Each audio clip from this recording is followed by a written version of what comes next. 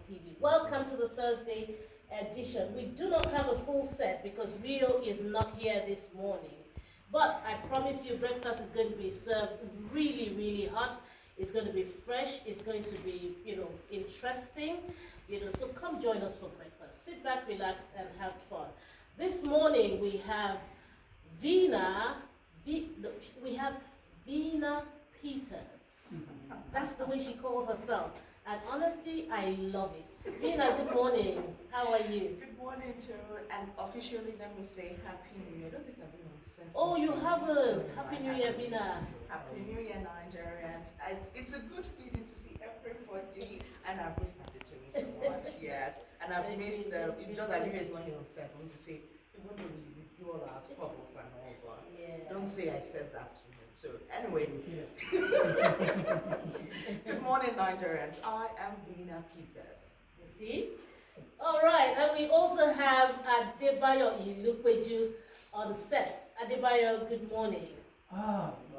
Good morning, Tom. Good morning, Vina.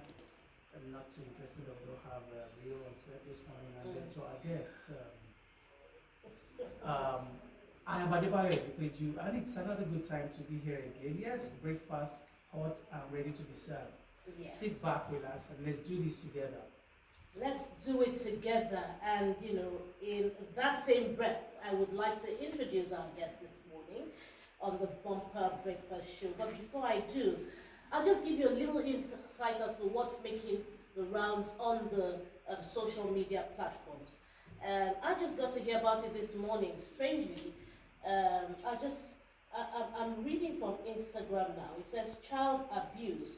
One Stella Nwadigo, age 45, the teacher who physically abused the 3-year-old Abayomi Michael of Christ's Methods School in Ikorodu, has been arrested by the police.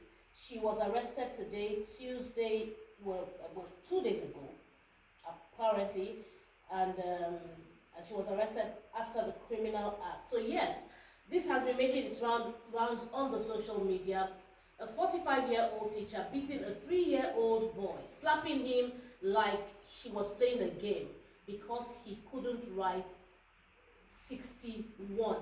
I can't, when I heard it, I didn't understand it until I watched the video. I hope we have the video, and I hope we're going to play it for you to watch, and then you will understand how deep this really is. So today, we have our guest, who's going to be talking about this topic. She is Barrister Elizabeth Ayodele, and she's a human rights activist. It's so good to have you on the program this morning. Good morning. Thank you so much for having me. I'm happy to be here, and I'm happy to discuss this very important topic of how to conduct ourselves in the sphere of education and how to properly educate our young people and make sure that they are safe and they feel comfortable while being educated. I mean, why should children go to school and be scared while they're being educated? Of course you need discipline. Of course, kids are rowdy, they're distracted, they distract one another, but that's no excuse for teachers to also lose control and start behaving in a way that is not conducive to learning, because then parents will be scared to send their children to school, children will be scared to be at school, and I mean, how can you learn when you are not at peace? And the children need to be comfortable and feel like the school environment is their second home. You think about the amount of hours the children spend at school versus the amount of time they spend at home. School is practically their second home. Okay. So they need a level of comfort that says that they are being nurtured, they are being cared for, they are not being mishandled, regardless of the frustrations of the teacher, that the teacher has self-control, the teacher has ability to control their emotions and not flip out in anger toward these children. That should be part of the sort of maybe some training for the teachers too. I'm going to have to interject at this point. Let's just go straight to this case. This case in particular. Let's talk about it.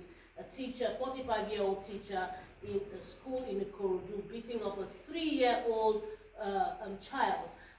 First of all, what could have warranted that kind of action? Was it personal vendetta? Did she have some sort of hatred for the child?